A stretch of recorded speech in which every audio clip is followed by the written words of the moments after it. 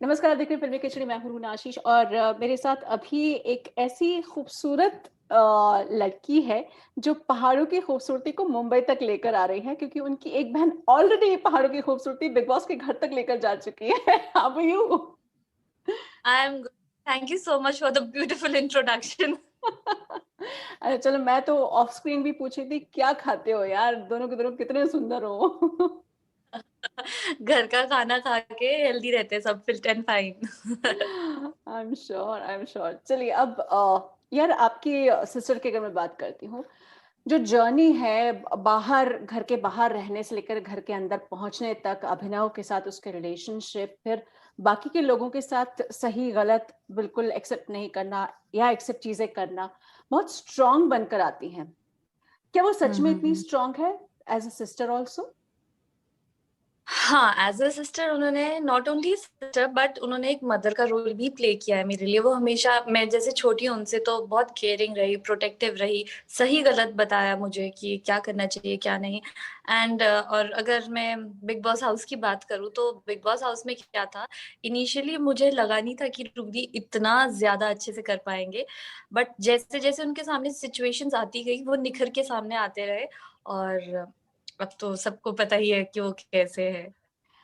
At the same time बहुत ज़्यादा adversity भी फेस करनी पड़ी। बहुत सारे लोग बोलते हैं कि ये बहुत गुरूर वाली है। बहुत लोग बोलते हैं कि अपने आप को बहुत अबव समझती है, अबव ऑल समझती है।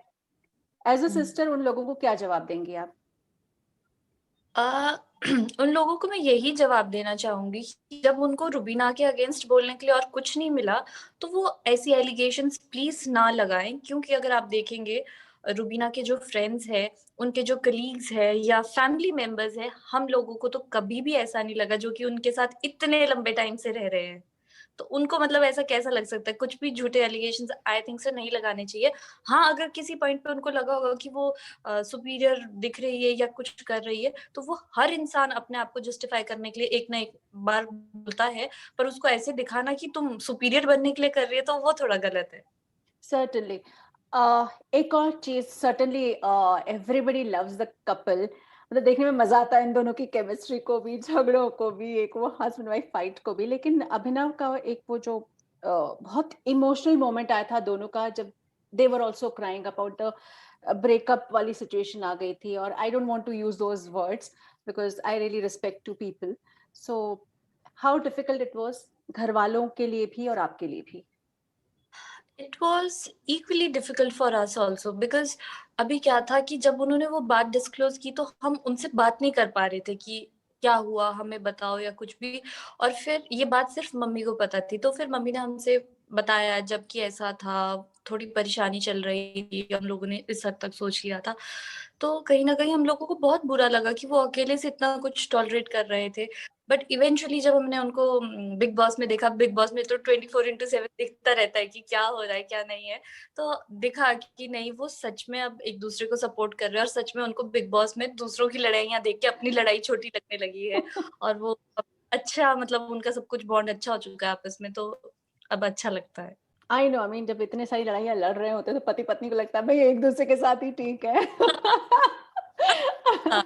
अच्छा, बिग बॉस को कितना बड़ा थैंक यू बोलेंगी, क्योंकि जो सिस्टर आपको कभी शायद फ़ोन ढंग से करने का टाइम भी नहीं मिल पाता होगा जब वो शूट करती हैं, या नहीं मिल पाते होंगे। 24 घंटे आपको देखना मिल रहा है अपनी सिस्टर को। तो सलमान को वही। कितना थैंक यू है। इन मतलब ऑफ कोर्स बिग बॉस को तो बहुत ज़्यादा थैंक यू क्योंकि जैसे अब वो जो उनके रिलेशन में रिफ्ट था, वो हम लोगों को नहीं पता था क्योंकि हमारे आगे वो मतलब चुप-चुप से रहते थे। हमें लगता था कि चलो ठीक है, थोड़ी देर के लिए नाराज़ हो गए, कुछ ऐसा होगा। बट पूरा उनकी लाइफ के अंदर क्या हो रहा है, वो हमें नहीं पता चल रहा था। बट जैसे कि वो बिग बॉस में है, 24/7 कैमरा पे है ना, तो अब हमको दिखता रहता है, अच्छा अभी ये खुश है, अभी थोड़ी लड़ाई हुई है, अभी ये कैसे एक-दूसरे को मना रहे हैं। वो साथ रह के भी हमें पता नहीं चल रहा था, जो कि अब हमें पता चलता है कि ऐसा है। तो इसके लिए तो बिग बॉस बहुत ज़्यादा थैंक यू। That's sweet. भई अभिनव मुझे या बहुत पसंद है, बहुत शांति से और बहुत क्लासी वे में करते हैं। एज़ अ जीजाजी उन्होंने कभी आपको परेशान किया है? कभी टाँग खींची है आपकी? हाँ, मतलब ऐसा कुछ तो नहीं था, टाँग खींचते थे, बस ऐसे ही छेड़ते रहते थे, "नहीं ना, तुम कैसे करोगी, कैसे" मतलब मज़ाक-मस्ती करते रहते थे। मतलब जब भी वो अपना नाम लेंगे ना, वो कभी नैना नहीं कहेंगे, नहीं ना, नहीं ना ऐसा बोलते हैं। और अभी ज़बरदस्ती वाली बात जो हो रही है वो राखी को लेकर हो रही है। तो पहले जी, तो मज़ाक लग रहा था, फिर बाद में थोड़ा-सा स्कैरी सा होता जा रहा था और ये सब चीज़ें हुँ, आपके दीदी और जीजाजी को इम्पैक्ट कर रही हैं। जी। तो क्या कहना चाहेंगी? मिलेंगी तो क्या कहेंगी? राखी को क्या कहेंगी? मैं राखी जी से यही कहूँगी कि मतलब जैसा वो स्टार्टिंग में आई थी, लोगों को बहुत पसंद आ रहा था और ऑफ कोर्स वो बहुत ज़्यादा एंटरटेनिंग है और लोगों को पसंद आता है। बट जो वो अभी कर रही है ना, वो अभिनव के साथ कुछ गलत नहीं कर रही है, बट वो अपनी इमेज का फालूदा कर रही है। उनको वैसा नहीं करना चाहिए, वो उन्हीं के लिए खराब बैठेगा। सर्टेनली। और अभी घर में एक और राहुल वैद्य भी हैं जो शायद डे 1 से एक खटास है दोनों के बीच में, हालाँकि दोनों अपनी-अपनी जगह बहुत अच्छे हैं। तो राहुल से हाँ, मिल हाँ। रही हैं तो क्या कहने वाली हैं आप? अ, राहुल से मैं यही कहना चाहूँगी कि मतलब अ, थोड़ा वो जो कहते हैं ना कि मुझे रुबीना नहीं पसंद, नहीं पसंद, शुरू से ही नहीं पसंद। क्यों पसंद नहीं है तो वो कहते हैं बस मुझे नहीं पता, बस पसंद नहीं है। तो और अभी वो एक टास्क में ऐसा बोलते हैं कि हाँ, आई विल मैरी रुबीना।